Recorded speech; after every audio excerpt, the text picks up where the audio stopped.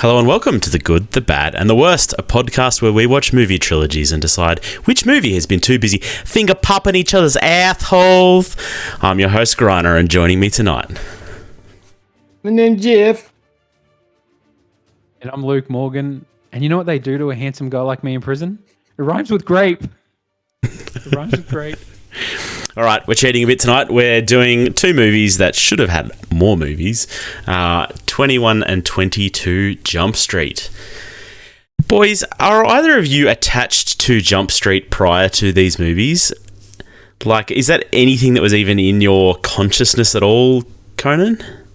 I had zero clue about it. Yeah. Except for seeing a box set at Video Easy back in the day. Luke? And Something I didn't know existed until this movie came out, and then finding out that, oh, look, these Easter eggs to the old ones, and Johnny Depp's here. And yeah, it was something I'd never heard of until this movie came out. I don't know, like I was thinking about it a bit. I really wonder if, you know, the original Jump Street audience cares about these movies.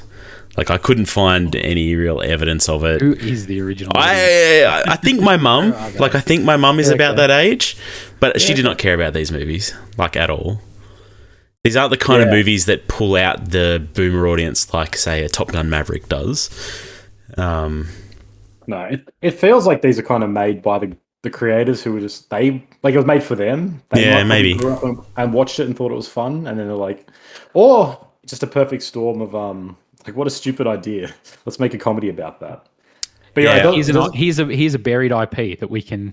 Yeah. Why not use that? And the studio's willing to throw some money in there because, hey, look, the movie talks about it. They're out of good ideas. Let's just rehash something that worked before.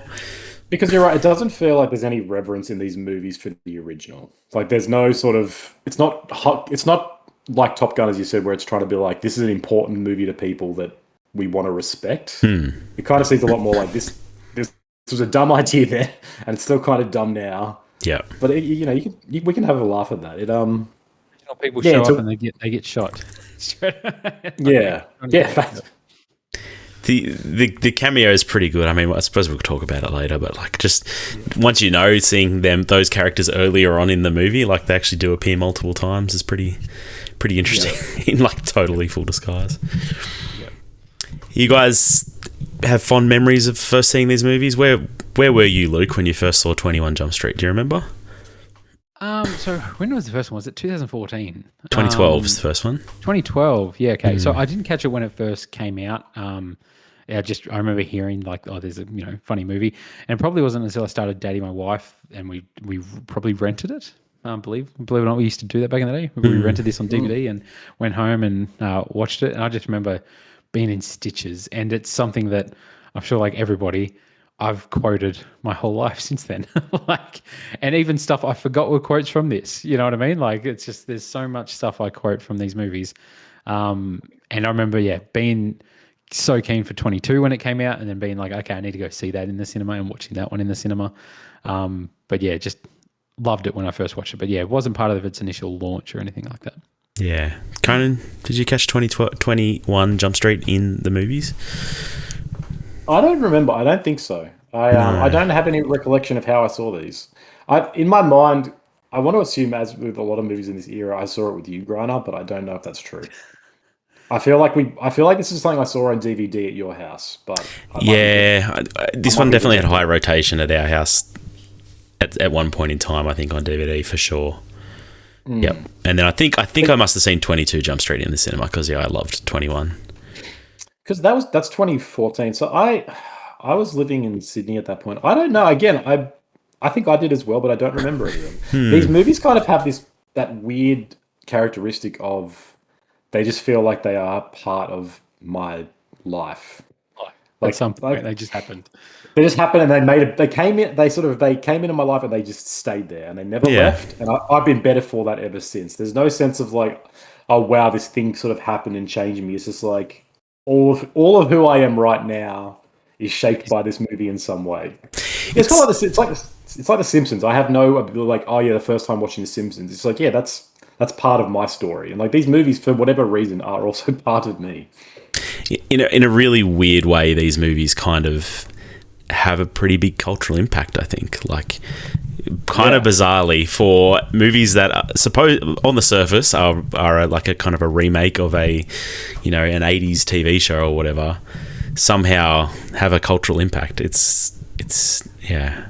I think so. Like on this rewatch, I sort of didn't realize. Luke, you touched on it before, but the amount of quotes from these movies that are in my vernacular and everybody's vernacular who I know. Everyone loves these movies. Everyone has seen these. Like these are probably the last great comedies in that sense of like everyone's seen these films. These were a shared cultural touchstone. Yeah, and that's we've talked about that ad nauseum, how comedies don't do that anymore. I feel like these are genuinely the two last great comedies of our time.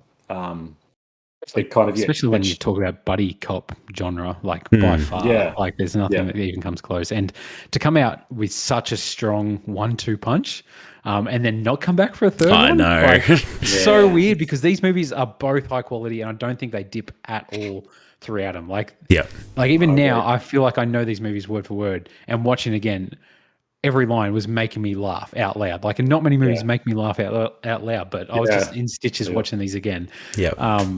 It's so good, and 10 years later for it to still be funny, like it's relevant. It still feels like a modern comedy almost. Like it feels like a modern comedy, like it with what they say and everything like that. So I don't know. Yeah, they're just like such a comfort films for me. Like we talked about it before, but how easy these were to watch. There was no sort of need to be like, oh, I've got to watch this movie or the pod. I was excited to watch these. I watched one night. I watched the next one the next night. I was like, I could just watch these again. Like these are kind of the ultimate rewatchable movies, or like those when I don't know what else to watch. If I'm flicking through channels and I see this, I'm like, fuck yeah, I'm in. I'm gonna watch from wherever it is till the end, because it's just gonna be such a good time. It's just so nice and so comforting, and like, I don't know. I adore these films. Yeah. I think it's gonna be high praise tonight. I think I'm like you guys. Like I don't remember where I first saw the first one. Pretty sure I didn't see it in the cinema. Pretty sure I watched it on DVD. And then 2014, I'm pretty sure I watched it in the cinema. But again, I do not remember that experience. I do not remember doing it. But I just remember quoting them endlessly afterwards. Like I don't know. I must have watched these movies dozens of times over the years. Yeah. All right, let's dip into some stats. Stats. 21 Jump Street came out in 2012, had a budget of 42 million, made 201 million. 22 Jump Street came out 2014, had a budget of 50 million, made 331 million at the box office. 23 Jump Street Medical School. No, I wish that existed. Go through all of them. Yeah, we could. There was so many more than what I thought, eh? But yeah, we'll get into it, I guess. But the opportunities for sequels to these movies are endless. Some of the ideas they had for sequels to these movies sounded so promising, and they never went there. The critical reception: 21 Jump Street, 69 on Metacritic. Nice. 22 Jump Street, 71 on Metacritic. Slightly higher than the first one. Yeah. Which surprised me a little bit. Like, I agree with you, Luke. I don't think these movies drop in quality really at all. I think I have one that is my favourite and that I will rank higher than the other. But I'm surprised I'm surprised the second one is the one that's higher critically received. I think it's just that sort of critical score where, like, the first one came out, people weren't expecting much. So they're like, oh, yeah, that was funny. And then it sort of built that fandom.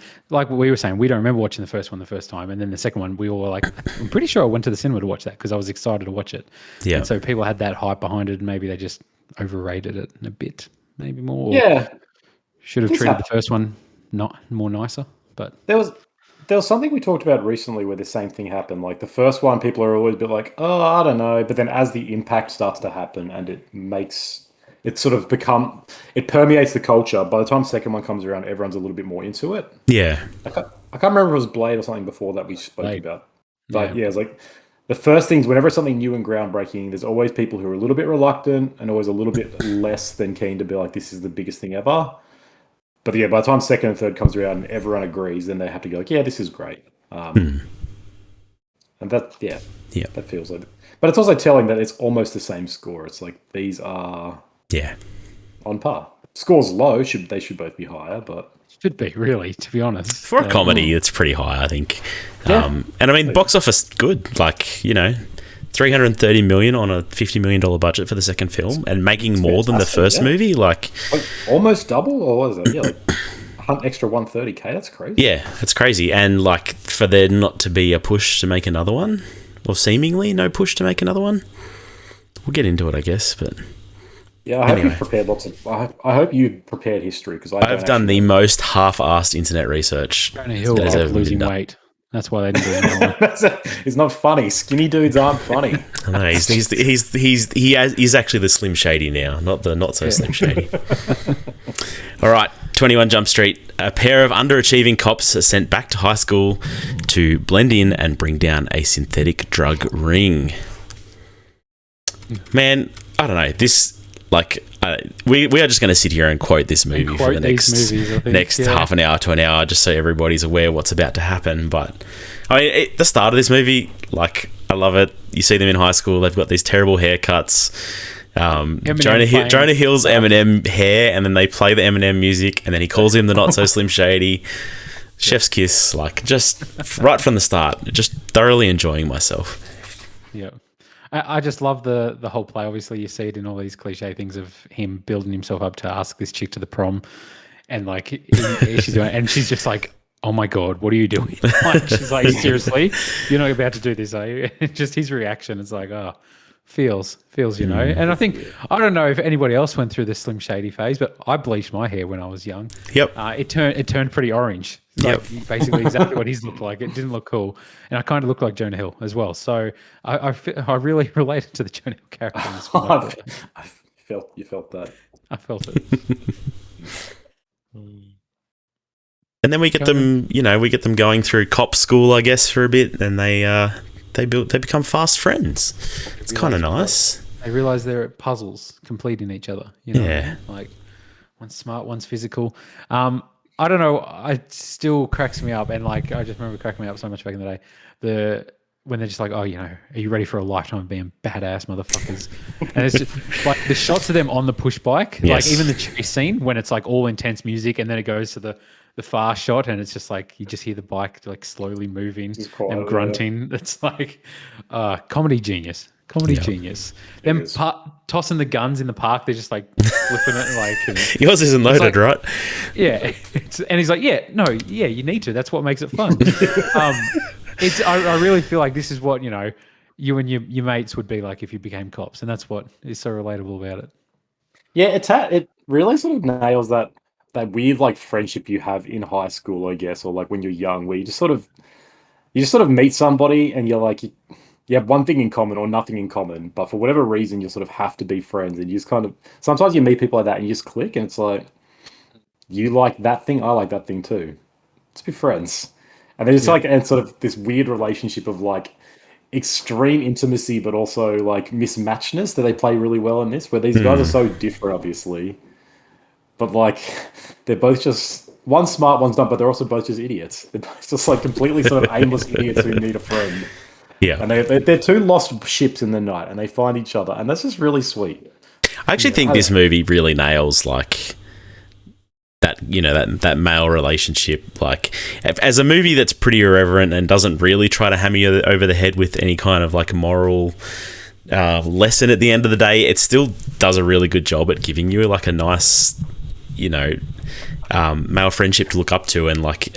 I don't know. It surprised me how touching it is, and how true to life their relationship is.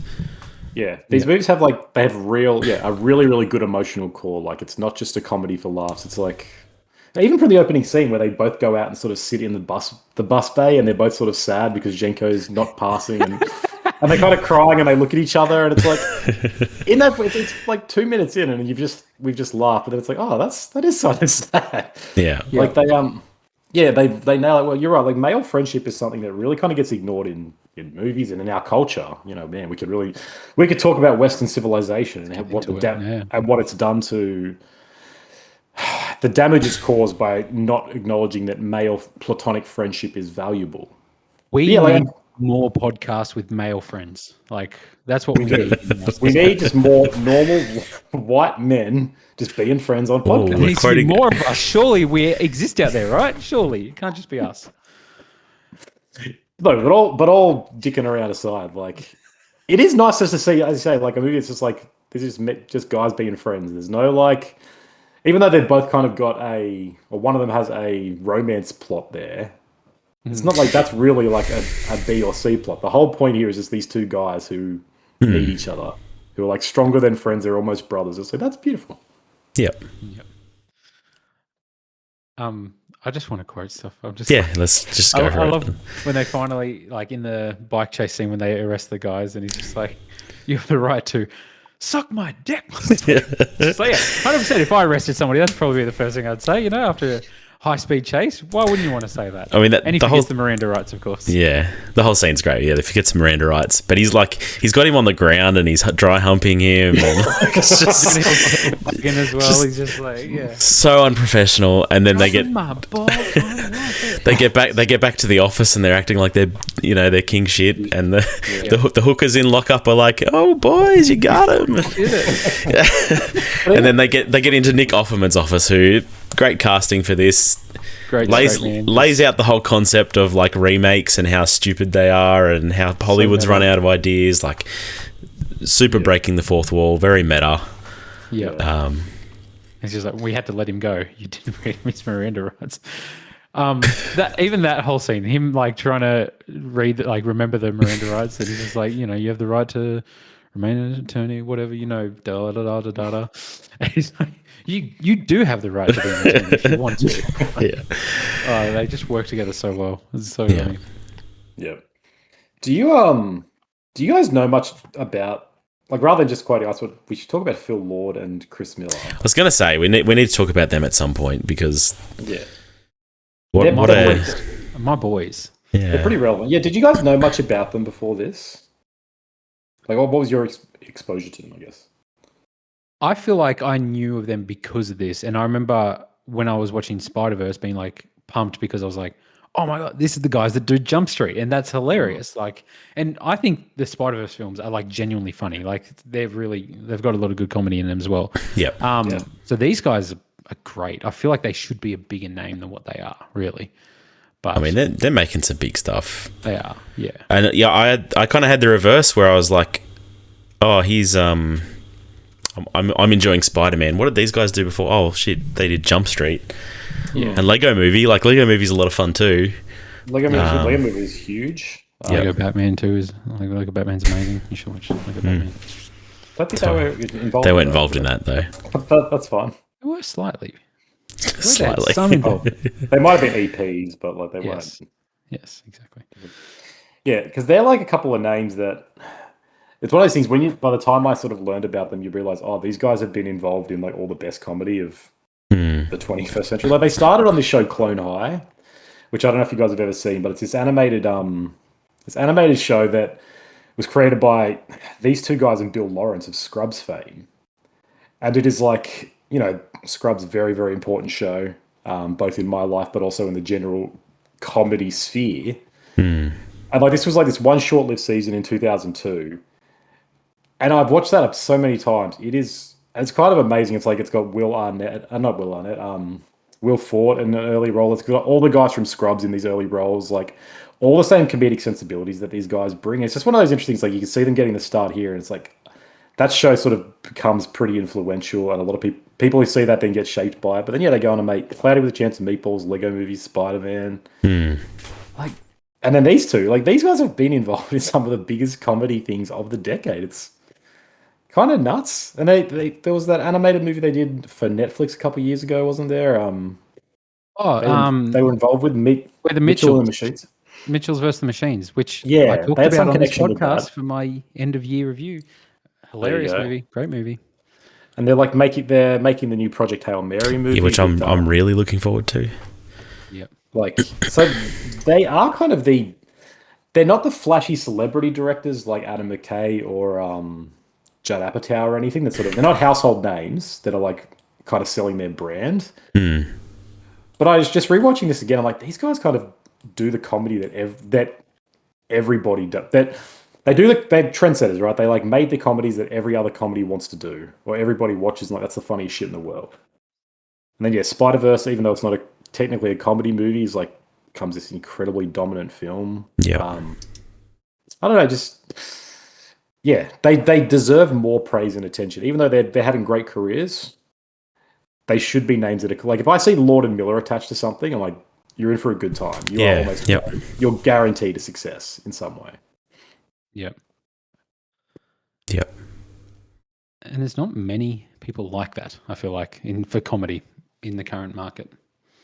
I think James really? Gunn is there as a comedy person, but obviously he's got his own shtick and he's now very entrenched with superheroes. But Yeah, yeah.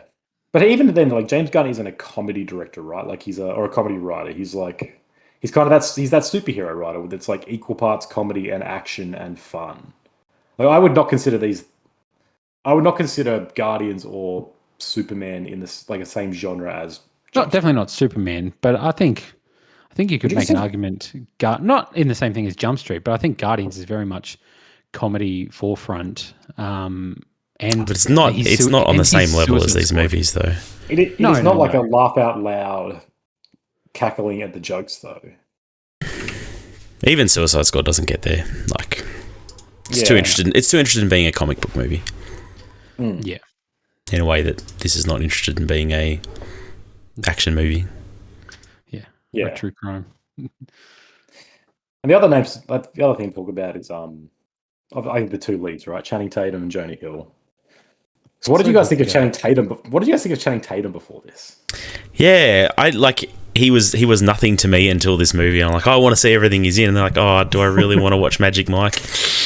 I'm probably okay.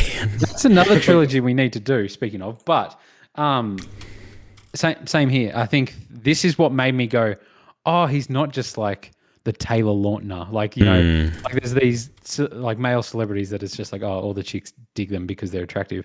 But I was like, I really, really like Channing Tatum is one of my favorite actors, just like comedy actors, because I just feel like he really doesn't take himself seriously. Like he's fine being the butt of a joke. Like I remember his cameo in like is it This Is the End, the weird one with Seth Rogen and all that. Yeah. Where he's just like the gimp pet or something like that. And it's like such a random cameo. And it's like, oh my God, there's Channing Tatum. But like these movies really, I think, put him on the map.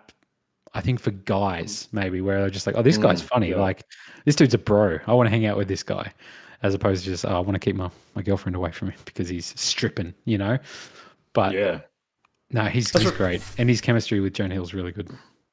Yeah, because like for 10 years, he's working pretty, like, I don't know, since like 2005, he's working consistently and making like Step Up, She's the Man, G.I. Joe Rides the Cobra. Like he's sort of like he's an action star. He's like I say, he's like a sex symbol. And then there really is like a switch of gears where he's like he makes this and you're right, guys realize he's the funniest person in anything he does. And then he kind of sticks with that, I think, a bit more. And he still makes some action, but he's got a weird career after this though, kind of, right? Yeah, like does 22 obviously, and then Magic Mike is huge. Is he big in Hateful Eight? I haven't actually watched that movie. He's got an important, like it's a small but important role. He does seem to do a lot of that, like small roles, cameos. He turns up for a lot of things, like Kingsman. We talked about how he should have been a bigger role in that, but kind of couldn't for whatever reason. In the same year he does 22 Jump Street, he does Foxcatcher, which is like a really intense drama. It's really intense, very intense, and he's really like serious and full on in that. He's given it his all. So he's still trying to be like a proper actor. He's not just completely committing to it. But yeah, you're right, it's weird because then after that he does Jupiter Ascending, which is like this weird sci-fi romp. Yes, which is Logan Lucky. Yeah. And then he does comedy there. He's got Hail Caesar from the Coens. He does Comrade Detective, which is he's fantastic in. He's got the White House Down movies as well. But then he's doing those as well. Like But he's really good in The Lost City as well with Sandra Bullock. Like he's really you like funny that in movie, that. don't you? Yeah, I do. I do like that movie. And obviously Deadpool Wolverine. And Blink Twice. I really like him in Blink Twice.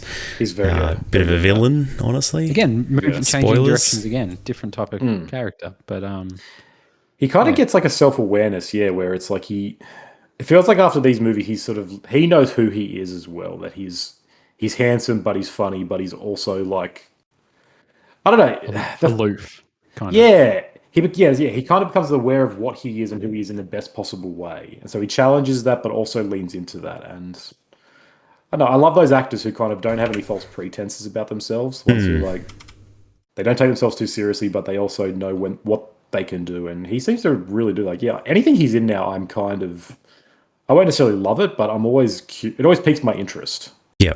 Even the movie Dog I haven't seen, but like I would consider watching that because it's just him with a dog, and he's just got such a good presence. I'd watch it because he was in it. I was like, I'm going to watch Dog, 100%, and it's a good movie.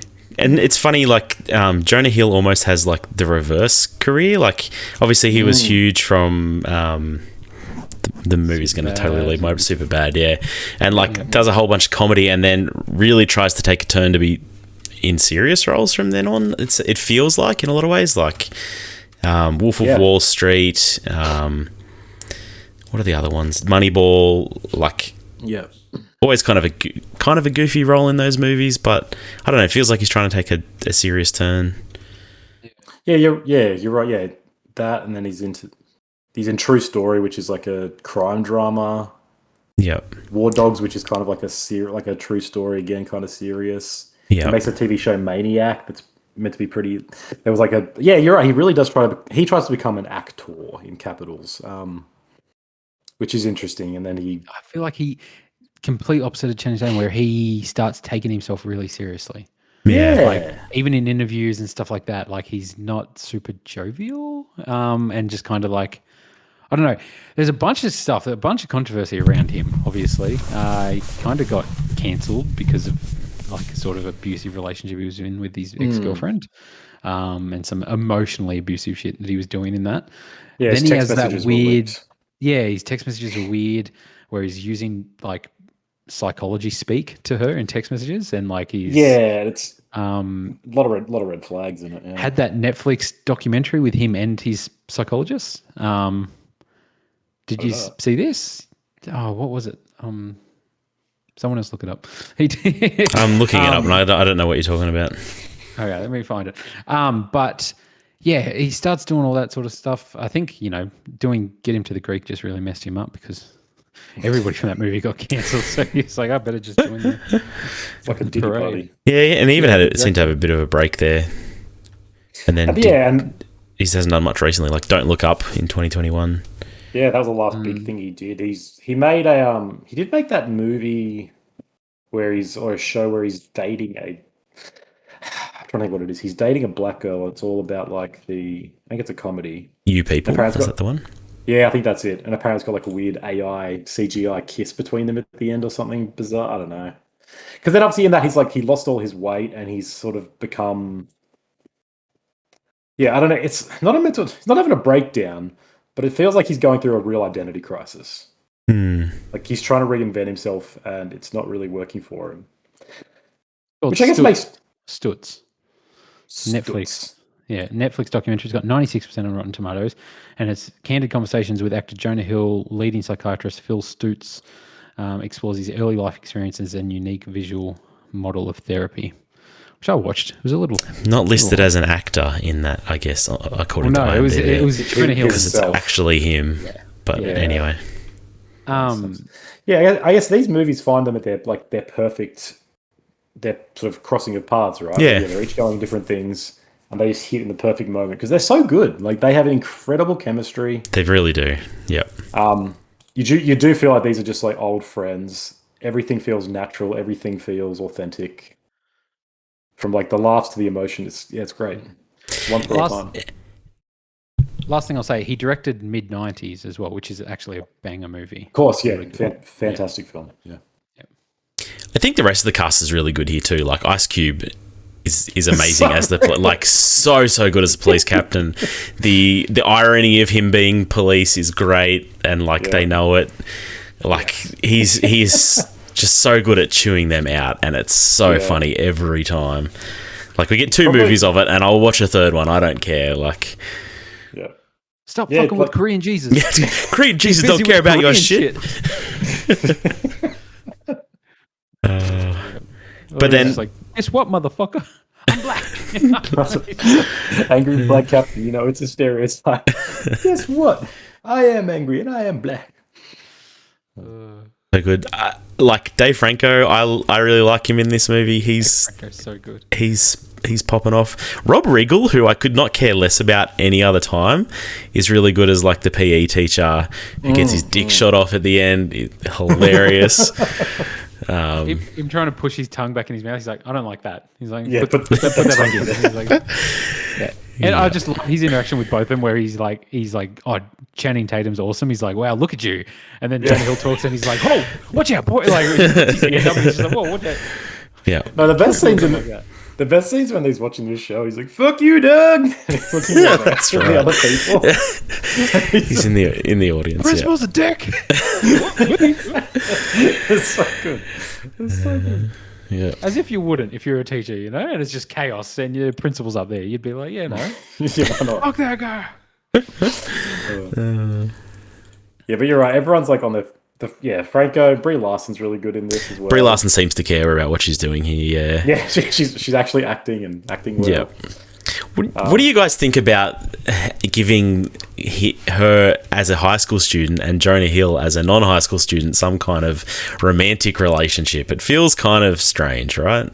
I wasn't the only one who walked away from that feeling a little odd. Thinking, I was like, surely I've got my wires crossed here, and it's not actually high school, right? I was like, surely this is like some college thing, but it is high school, so it is 100% weird.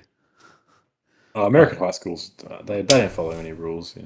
But it's meant to be weird, right? It's like it's part of the joke is that yes, this is still in high school mentally. Yeah, like they're still mentally in it, and like the whole conceit of being police going undercover at a high school is so unethical and problematic that it's like this is what happens. Take drugs out of the evidence locker and give the drugs to kids. Yeah, having a party. You're right.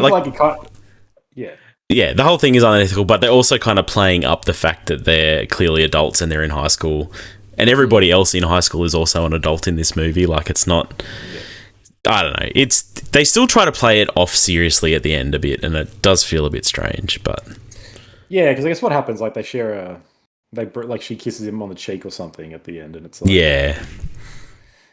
I don't know. It was a little weird. Yeah, I mean, Schmidt has that whole like crisis of like, maybe I could stay in high school and see where this goes. Like, it's pretty funny, but I think that I think that's the beauty of the film is that it kind of rides that line between complete absurdity and seriousness. Like, as we mentioned before, where their relationship and the emotional beats of the movie really work. They all feel authentic and earned and deserved, even though in the 30 seconds before that you're seeing them dry hump some bikers, or Ice Cube's yelling them, or whatever. I don't know. All the stupid shit that happens. Like, again, like the whole scene where they take the drug and it goes through like the 5 stages. Yes. And he's like, Channing Tatum comes in and he's writing all the shit over the whiteboard and he's like playing the music stuff. Like, he was like the baton penis. That is a baton penis. All of that stuff's so dumb, but then, like, in the next scene, they'll have a serious moment, and they both feel as believable as them. 100%. Yes. You're along for both rides. Yeah, and so him having a relationship with Brie Larson is like, the ethics is probably questionable, but it feels as real because it's like, Lisa, like, this is a guy who's mentally still 16. Yeah, and he's having to confront that. So I don't have a problem. Yeah, it does play with that, that idea of like, what if you had a chance to go back to high school and try again? Like, how would you do things differently? Like, this movie tries a few things and like actually handles them pretty well, better than lots of other movies, I think. But still manages just to be a comedy at its core, right? Like, just be really funny. Even like from the start, I love this whole aspect of like, Channing Tatum was the cool kid in school, and so Jonah Hill's following his advice going into school. And one strap, you got a one strap. No one's one strap. But he's one strap, and he gives interview pressure, and just like him punching the dude in the face and becoming the enemy, where he's just like, "You punch me because I'm gay," and he's like, "No, I punched him," and he turned out to be gay afterwards. Like it's just like being vilified straight away. It'd be discrimination if you didn't punch him, right? Yeah, exactly. It would have been more homophobic if you didn't punch him. Yeah. It's so good, and just like him, trying to balance that, and now he's not. Yeah. Now he's hanging with the geeks in science class. It's poetic. I guess the other unethical flip side of Brie Larson and Schmidt getting together is the teacher being really attracted to Channing Tatum. Just Ellie Kemper just being Ellie Kemper, just unable to string a sentence together in front of him and stuff. Yeah. And that one I have no problem with. So maybe I'm the one with moral issues, right? Like, you got a double standard over here. Maybe I need to analyze myself and not the movie. That's right. Women can't be sex predators, can they, Andrew? No, that's right. Yeah. What was your high school experience like, Andrew? Nothing like this. Actually, probably something like the nerds who were in the lab at lunchtime. Yeah. I love that about the. I love that scene where they're walking through school. It's like, those are nerds. Those are cookies. Like, I don't know what they are. I don't know what the. It's like, what the fuck are those? Oh man, I think that's 10 years ago. Yes. Yeah. Yeah. Oh man, it's all different these days now as well. Yep. Yeah. Yeah. Does this movie work in 2025? Like, are all the kids just are the kids just all on smartphones though? Because like, they have phones in this, but they're all kind of like burners, right? So they're just you text people, text. There's nothing else. Like, I think there's a big discussion you could have about how smartphones have ruined lots of things, including movies. Like any movie where it tries to be smartphone heavy is worse. Any movie where smartphones are an easy way out of lots and lots of situations, so you have to contrive ways to not have them. Like I don't know, they do kind of ruin movie magic a little bit, I guess. Yeah, a lot of ways. Because like 2012, when I assume this is set in 2012, it feels contemporary at the time. Yeah. Like, smartphones were around. They probably weren't as pervasive, but they were definitely still being used. But none of the characters in this had. Yeah, no, 2012. Yeah, like that was. But I don't think it was like every high school kid has a smartphone. No, and that's what I mean. You weren't in that era yet. You could get away with being like, of course, none of them have it, but then it's like, maybe they did. I don't know. Yeah, they do the right thing, but yeah, I don't know. 10 years later, if they've all just got that, you don't get the fun. You don't get butt dialing. I guess you don't get. Yeah. Yeah, I don't know. I don't know. The new generation's weird too. Is it because we're old though? Like, is that the problem? Is there someone 10 years younger than us writing this movie and it makes sense and they're talking about Skibbity Toilet and rizzing and... No, it's you're wrong. Yes, that's right. There's that good line where Captain Dixon's like, he's white. That means people actually give a shit. That still holds up today. I would give a shit even if he were black. Yeah, like, just to let you know. Yeah. The other one that's the most relevant is y'all autistic. He's like, it is autistic. Yes, it is. Yeah, that gets more and more relevant with each year. With more paracetamol use by parents. Yeah, I mean, it probably was rampant back then. It was probably rampant. That's right. It's all checking out. Panadol everywhere. This is a relevant podcast. We talk about relevant things. Yeah, exactly. I love, him going back into the family home with his parents, like Schmidt, and when they're doing the... But I like the photo of him as a kid. It looks like I died in a car crash and you never got over it. Fred Savage looking motherfucker. Yeah, no, it's good. It's really good. And just his mum and dad, like, not having no respect for that. It's like serious police business. They're inviting people over to see him because they haven't seen him in years. Like, it's really good. They're so good in it as well, where like they're driving up and thinking they're just smoking weed in the car, and then she comes out. I'm just like, I used to party with Robert Downey Jr. before he got sober, and he was a lot of fun. Really fucked up and a lot of. That's really fucked up. And you think I don't know Dick and Balls? She's like, Dick and Balls.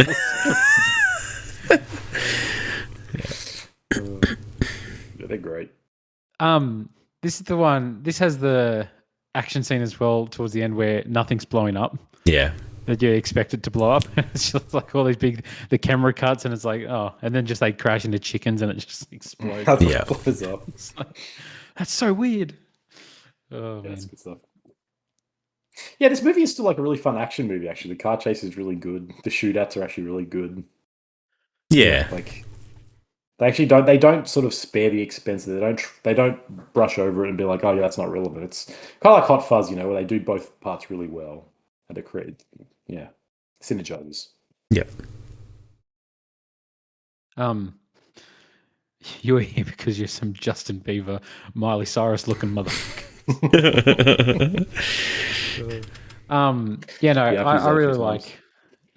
I really like Dave Franco in this as well. I like when they're in that scene in the hotel and he says something like, I hate strangers. And he's like, how do you expect to ever like meet anybody new? Or that's like That's a horrible way to look at the world, man. Hey, if we're going to find meet anybody. I like how he just turns into a real bitch too, where he's just like, I was going to go to Berkeley or whatever he says. Like he's like, I had a future ahead of me. Well, I stuffed it up. There's that realization. The scene of him at the party where he's singing that song. It's like, Mother Earth is dying. The beautiful bitch is crying. This is like the worst kind of guy, but like that was the coolest guy at school as well. He says to Channing Tatum at the start, he's like, "You don't care about the planet, dude? That's fucked up." That's pretty fucked up. Yeah, he is great. He brings a great energy to it. Yeah. Yeah, no, I love this movie. I think it still holds up, and I watched this and I was like, oh man, I just want more. I want more of these movies. But Yep. Should we talk about more? 22 Jump Street. yes, After making their way through high school twice, big changes are in store for Officer Schmidt and Jenko as they go deep undercover at a local college. Movie laying it out again, just like I love that the place they're going to is just across the street, and it is number 22, and they and they get in there and they're like, oh, they got a bigger budget this year. This guy's office looks like an ice cube, and yeah, look at it. It's so meta. It's great. Yeah.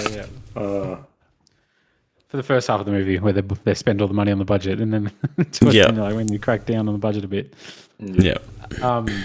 Obviously, we alluded to it earlier.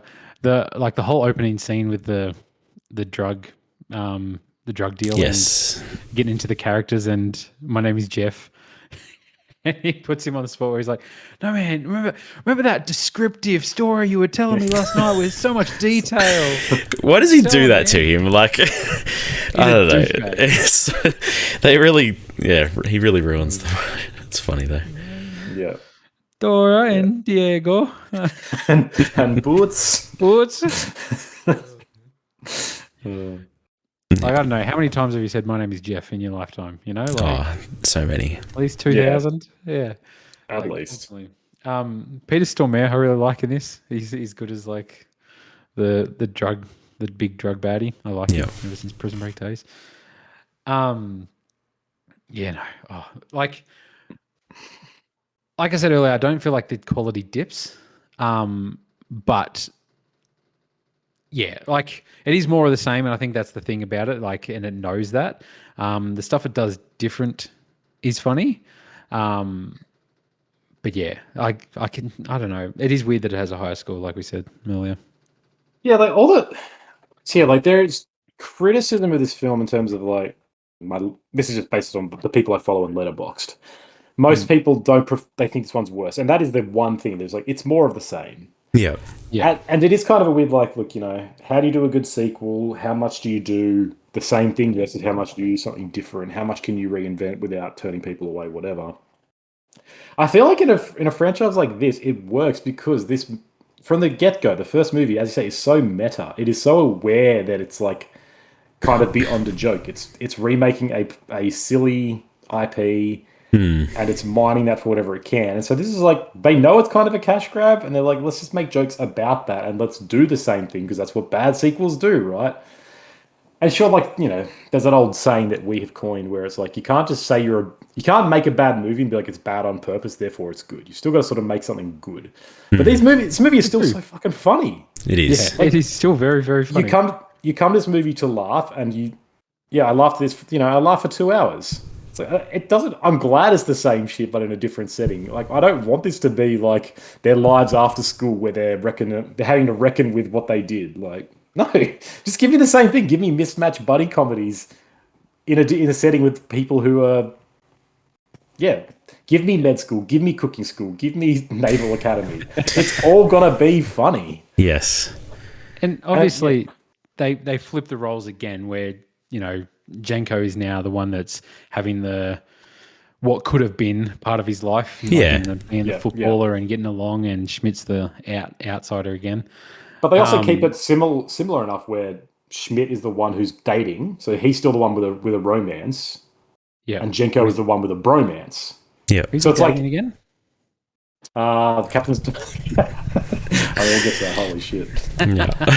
So that's kind of like the perfect tightrope balance, I reckon, where they do the same dynamic. Yeah. But they also change it. They change it enough that it's like you're watching the same thing happen, but it's completely different. Because this time, Tatum is not the loser. He's the cool guy. But he's... Because I think it would have been lazy if it was just he started dating somebody. It would have felt weird. Like, picturing that, I think, feels weird that, now Channing Tatum's got the love interest. Having him have a bromance is way better for, like, the dynamic and, like, the story that they tell. So it's such a good choice for, him. And great casting. Wyatt Russell. I love him. Like, so good. Didn't realize it was him back in the day because I didn't know who he was when I watched this movie. But going back, I'm like, oh, yeah, there's Cap. You know, Captain America. Yeah, one of his earlier roles, I think. Yeah. Apparently, he turned down a Hunger Games movie to be in this, which is the right choice. He's the right choice. Right choice, 100%. Zook, yeah. Yes. Just like their meeting where he's like, I dropped my Q-tip in your meat sandwich. It's like, oh, I got my meat in your Q-tip. It's like a meat cute. Yeah. Look at us. We're having a meat cute sandwich over here. It's just and Jonah Hill's reaction where he's just like, these guys are the dumbest people I've ever seen. Yeah, it's so good. It's so they keep headbutting themselves. They keep headbutting each other when they bend over like 6 times in a row. Like it's over and over again. Like, Jenko did get dumber in this movie. Like whenever he's around Zook, he's just the dumbest guy in the room. Which is what happens. It's right. It's good. That is what people do, right? Yeah, when you're with your idiot friends, you act like an idiot. When you're with your smart friends, you try to act smart. Like it nails that. Yeah. I'm just going to quote Ice Cube here for a second. It's like, that's Vietnamese Jesus now. See, this is a Vietnamese church, you racist, sacrilegious sack of shit. Vietnamese Jesus is dripping in swag goo. Yeah, no, it's good. Oh, geez. So much good stuff. I love when they're walking into 22 Jump Street and he's like, maybe next year we'll be across the road again. And then it shows like 23 Jump Street is going to be some building. Yeah, under construction. We're still waiting. Still holding our breaths. Yeah. It's coming. I love Schmidt's like walk of shame that he does like twice through this, where he's like walking back, holding his shoes, and it's just all these girls walking, and he's just like, "Oh, hey Jenna," like, I just want to crawl into bed and watch Friends all day. Yeah, I'm not one of those guys who's going to hit it and quit it. All right, can you leave now? Yeah, the whole like slam poetry thing, like when he sees her outside and they go to that. It's so I good. didn't know that was a thing. Yeah, but I don't want to see slam poetry. But even, like Channing Tatum talking to those the comedians, where he's like, "Why don't you guys just write down your jokes first so you know they're funny?" He's like, that's a thing. It's called stand-up. Like, yeah, do that. People love that. Do that. That's funny. Basically, just calling out improv. It's so good. Yeah. Oh my god. Jenko finding out that he's dating his daughter, and yes, iconic. Just run around. It feels like that scene goes for like 3 minutes. He's just running around. There's 2 good scenes though, right? Like there's the scene where they realize that she's Ice Cube's daughter, like at the luncheon. It's like Ice Cube's acting in that scene is incredibly good acting. It is. It's bullshit. Actually banging his daughter, like straight up. It feels like it. His face, like the faces he pulls, are so good too. Like, just the breakdown where he's like, "What does a black man have to do to get some water here?" And then Johnny Hill's like, "Can this man get some water? He's black. He's been through a lot." Oh. And then you get the reveal to Jenko, who takes a minute to realize. And Schmidt's in the vest. He's like doing up the bulletproof vest. The sound of the Velcro tearing is so good. But even funny, he's like, "Oh man," he's like, "You dapped him." Yes, and your daughter, because he's like, we're talking missionary. The one where the guy's on top. Yeah. Even Hill's reaction though is like, it seems like a weird thing to not tell us that your daughter goes to that school. Yeah, like such a convenient thing to leave out. Yeah, it's great. Yep. Then I was sorry. Go ahead. No, because I'm about to be a downer. Go ahead. But then, like, their relationship also leans into, I guess, the villain of the film, and I'm blanking on her name. The roommate. Yeah, the roommate. What's her name? Mercedes, Gillian Bell. Gillian Bell. Yes, yeah. Has that great reveal where she's just there watching them The whole I'm time. Yeah. She's again kind of like one of those. She's like a pretty. She's not like super popular, but she's just very. She appears in a lot of stuff. She's got like a. She's like one of the. What am I trying to say? She is a pretty prevalent comedic actor, and she's got a very specific type of comedy. But she's so good in this, just like the deadpan reactions, the witty back and forth. Apparently, like on set, she was just so quick that there's a lot of like, a lot of improv there, and all of her stuff was like rapid fire. She's incredible in this. She's just, it seemed like that too. It seemed like she was just winging it, just like straight up, just deadpan, just like saying shit. Making these incredible jokes, and just how awkward it all is great. About how old Jonah Hill looks, basically. Just He's got crow's feet. Like, he's like sleeping with grandpa over here or something. Yeah, no, it's good. Yeah. All right, look, I think this movie falls off for me at Spring Break. I think all of Spring Break is pretty boring. Doesn't do a lot for me. That's my only downer on this movie, but I just think it's not very funny. It also doesn't hold up to the action or the dick getting shot off of the first one. You're right. Dick's getting shot off is very. Which we should talk about those characters again. No, the prison scene. The prison scene's really funny. Where he's like, "I'm your bitch." Rob Riggle's so desperate to be Dave Franco's bitch. Like, I gotta get the fuck out of here. You know how I get at that time of the month? Your vagina doesn't work. Last night, didn't it? So It's so Dave gross, Franco's just so depressed, just like sitting there, just like, oh man. He's like, I was supposed to go to Berkeley. Yeah. He's hating every minute of it. Yeah. It's like, yeah, that's not what I sound like. It's kind of what you sound like. It's like, close your eyes, tell me who this is. That's Schmidt being a little bitch. How funny. Fantastic. Yeah, like you're right. The Spring Break stuff's not as exciting, I guess, but I don't know. You like I like the biker group led by Peter Stormare and Mexican Wolverine. They're all pretty fun. Yeah, Mexican Wolverine. Actually, speaking of, there's a scene in the library where they have to go and spy on them. And they hear it, and he's like, "Who's that?" They go to check it out, like pretending to get a blowjob. Like, I'm just giving you the best blowjob. Oh, it just came so hard. And he's like, "It's just a couple of faggots." It's like, whoa. Yeah. They almost got away with it, until he was homophobic, and I'm not going to stand for that. Because he's taken one human sexuality class or something. Yeah. I don't mind Spring Break. Like, I get what you mean. Like, it's weird where I felt like the Spring Break part was the part I remembered. Like, I was like, oh, that's right, they go to Spring Break. And maybe that's just because of the posters. And I remember Sun's Out, Guns Out. And I was just like, okay, so that's towards the end of the movie. I forgot the twist with Mercedes being like the supplier in the school, which is funny. Her and Jonah Hill, like, she's like, are we making out? Like, is this turned into a sex? Like, no, what do you get? And they keep going back to it over and over again, like, a fight for another 2 minutes, and then like almost start kissing again. It's like, no, still no. What are you doing? He's like, what the hell? You did it first. That really bit's funny. not bad. Yeah. It's. I agree. Like, I really like the first 2/3 of this movie.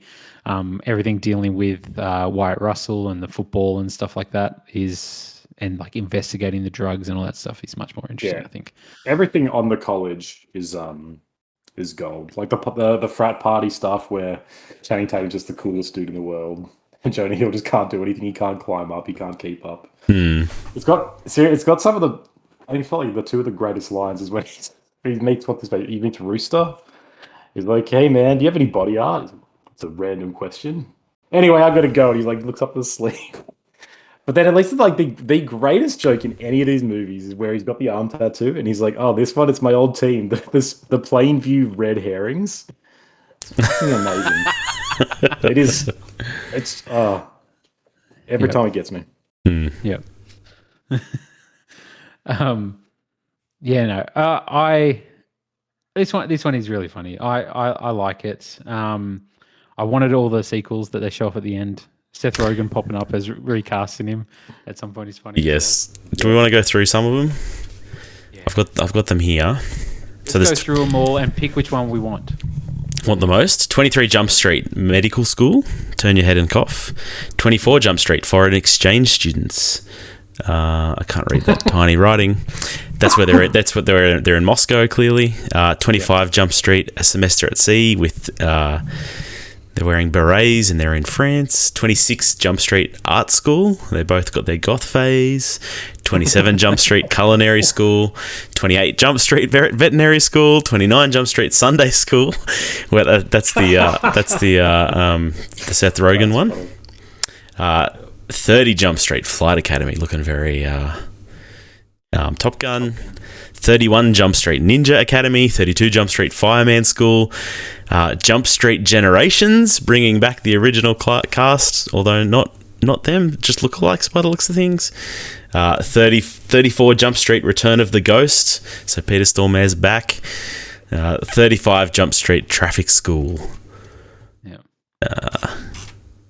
And then there's more down here. I could keep going. They go on for ages. Yeah, they really do. 37 Jump Street, Scuba Class, Military School, Dance Academy, Barber School or something at one point. The Electronic Target Game, Magic School, Beauty School, Retirement Home, Mariachi School, 2021 Jump Street, set in the future, 20 Jump Street, the animated series. Yeah. They get a video game. They get action figures as well. They get a game where you shoot dicks on a wall. Yeah, that's right. Shoot the dick. It's like the picture of Rob Riggle. It's like, don't shoot my dicks. Yeah. Oh, dear. Oh, no, I love these movies. I really do. They're great. I really wish we had more. The best little skit is when it's culinary school and Bill Hader's the chef. He's like, family recipe. He throws the cleaver at him. That's the funniest. Yeah. Yeah. Because there was also a rumored crossover with Men in Black, wasn't there? So yeah, yes. I had a bit of a Google before this, and because I remember the Men in Black one, and I thought it was an actual like scene at the end of this movie, and I was telling my wife about it, and she's like, "Didn't show a Men in Black one? You stupid!" Apparently, that was just a real thing that was prove her wrong. Yes, I had to prove her wrong. So apparently that was just a real thing that was going to happen. It got leaked because Sony got hacked back in 2016 or something like that.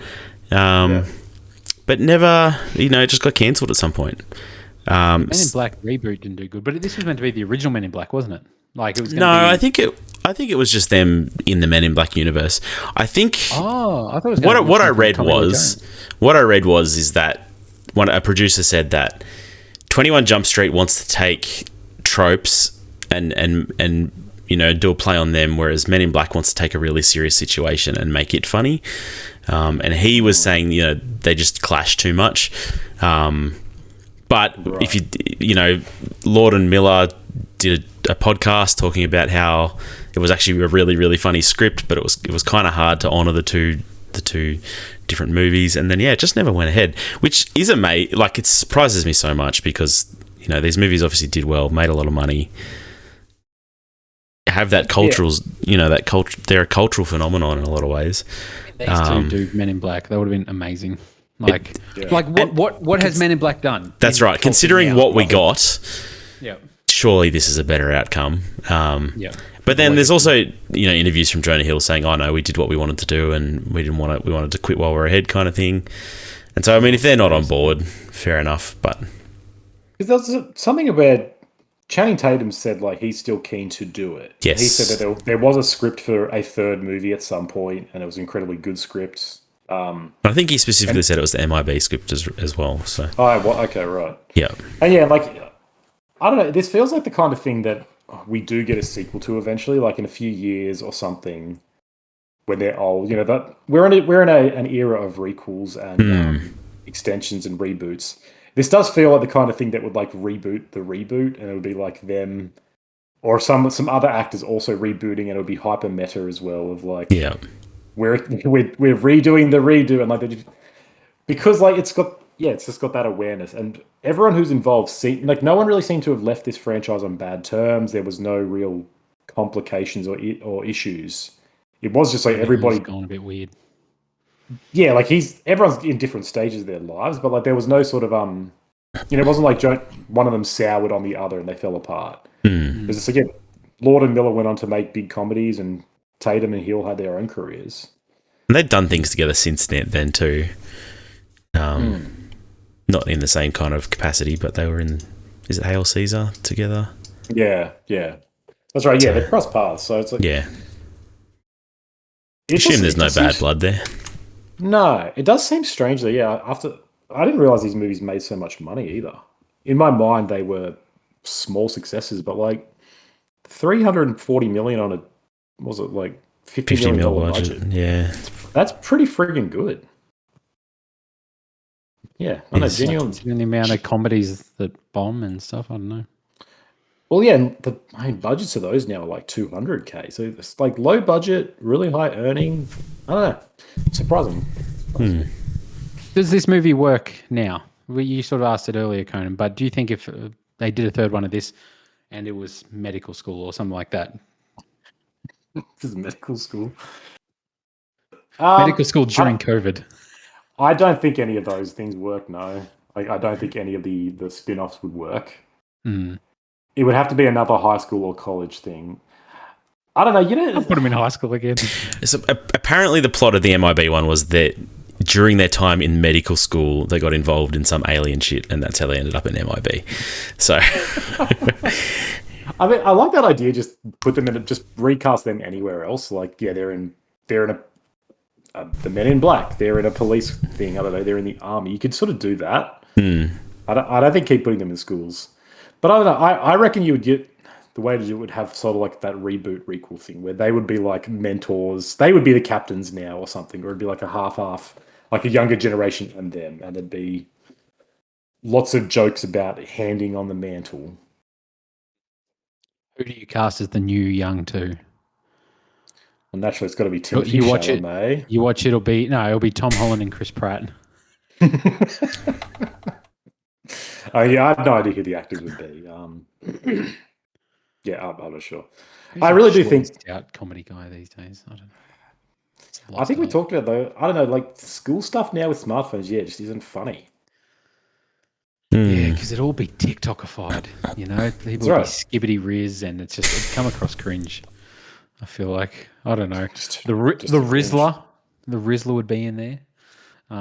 Maybe the Rizzler could play young Jonah Hill. I don't know, but I'm seeing it. Yep, it's happening.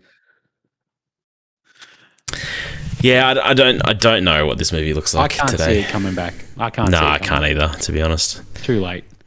It's been 10 years, 11 years. Well, dead. That's the. I don't. Tell me a movie that's come back after that long away. Never. Yes, no movie. Tell me a remake that has been remade again that long after it was finished. Exactly. It's not going to happen. Give me a few minutes. Conan will come up with something where the original one was actually a remake and we didn't realise. And then the remake of that. Let me see. You guys keep talking and I'll look this up. Oh, A Star is Born. There's like 6 versions of that. Yeah, okay. Another great comedy. Bradley Cooper's award-winning film that you guys probably liked is like the 4th or 5th I did iteration. like Star is Born. I guarantee Brian loved it because it's a musical. It's good. I'm surprised I haven't seen it. I'm surprised my wife hasn't wanted to watch it, to be honest. Yeah, that is surprising. All right, let's rank these movies. For me, it's 1 then 2. One is the movie I would watch again. 2's great. I'd watch them both again tonight. I watched the scene where Jenko realizes that Schmidt was dating the captain's daughter occasionally on YouTube. Like, I will just look that scene up because it's so good. But other than that, number 1 is the superior movie in my opinion. It's close. Yeah, but 21 then 22. Yeah. No, you're right. 21 is a better film in whole. That being said, I think I actually enjoy a lot of the college stuff in 22 more than 21. Like, fair. I would watch both of these movies. I don't think I'd ever go back and just watch the first one and then not watch the second one like the next day. I feel like I'm like, no, I'm gonna go along for the whole ride. But like Yeah. 21, Conan, like another great comedy movie. It's like lightning in a bottle, you know. It's First just like, one it's is just, it's just like Dumb and Dumbers. As Jim Carrey once said, it's As, lightning in a bottle. as he has notably been said, and as I have said about him. Yes. Yeah, like these movies. Yeah, I don't know. These movies are like 99% and 98%. Like they're almost as good as each other. It's hard to separate them. I legit think these are like the best comedies of the decade. Can you? I don't know. I mean, is that too high a praise? Would you guys? What competes? Right. I couldn't even think of I something. mean, the Hangover movies is. I think they came. Hangover They're a little before that. Hangover 1 is Yeah. in the decade beforehand. So That's 2008. what's that one about horrible bosses? I don't mind those movies. It's called Horrible Bosses. Yes. No, I was going to describe the movie, and then I remembered the name of the movie. What's the movie about that Anchorman? See, Anchorman is too early. Yeah, I mean, I agree. I think these are the best comedies of that decade. I can't of even the 2010s. think of other comedies at the moment for the last decade. I don't know. I always say this when a comedy comes out where I'm like, oh shit, that's right. The comedy movies exist, but we don't get these days. Like when No Hard Feelings came out, I was like, oh, this is awesome, a comedy again. Doesn't happen too often. And that's right. And then we forget about it. Like Easy A. Easy A is not a bad movie. Neighbours. Yeah. Have you seen? It's not called Neighbours in Australia. What's it called? Bad Neighbours in Australia. Bad Neighbours. The first one's very good. Second one, not so much.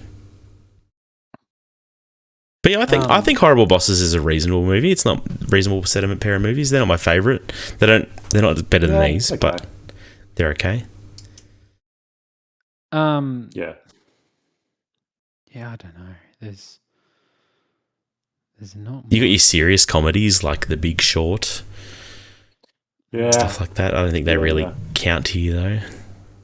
Crazy Stupid Love is really good. Yeah, Crazy Stupid Love is awesome. The Disaster Artist is really good. Yep, Bridesmaids in 2011. Yeah, man, we're going back 14 years. Like, what's? I don't know. Yeah, I feel like that just hasn't. I feel like after they that don't is make it where, anymore. Like, Will Ferrell really gets into comedy, and things just fucking go downhill. No, Will Ferrell's been in comedy. Will Ferrell was before that. The whole decade before this, man. Yeah, it doesn't really. Yeah. Yeah, comedy's in an interesting place. I mean, we've kind of talked about it a lot, but We have. Really, only thing What We Do in the Shadows. I remember that coming out, and that was a great comedy. Very different. 24 type of comedy, but that was hilarious. I love that movie. But yeah.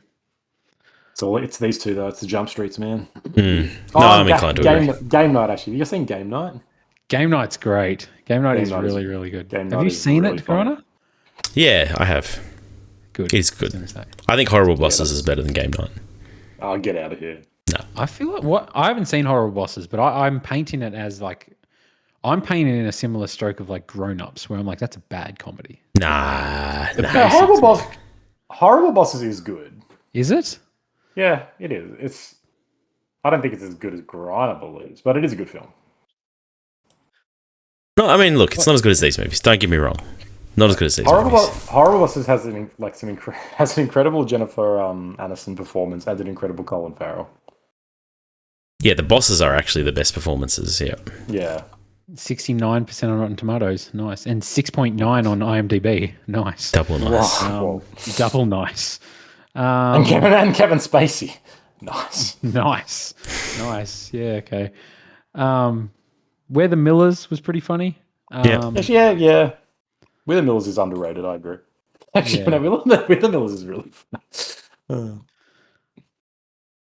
I think Neighbours is a very similar vibe to these movies, though. To be fair, Bad Neighbours. Do you think it's just because you guys have a thing for Zac Efron, though? Yes. Possibly, but Dave Franco is in that as well. Playing a similar role from memory. Yes. He's a frat boy there too. Seth Rogen's in it, who is basically Jonah Hill. He is just the grown-up Jonah Hill. Yeah. I mean, Zac Efron is ripped in that movie. It's insane. Like, peak human human performance. Peak steroid usage. Literally, yeah. Getting ready for Baywatch. Yeah. All right. It's time to move on. Next fortnight, it's October.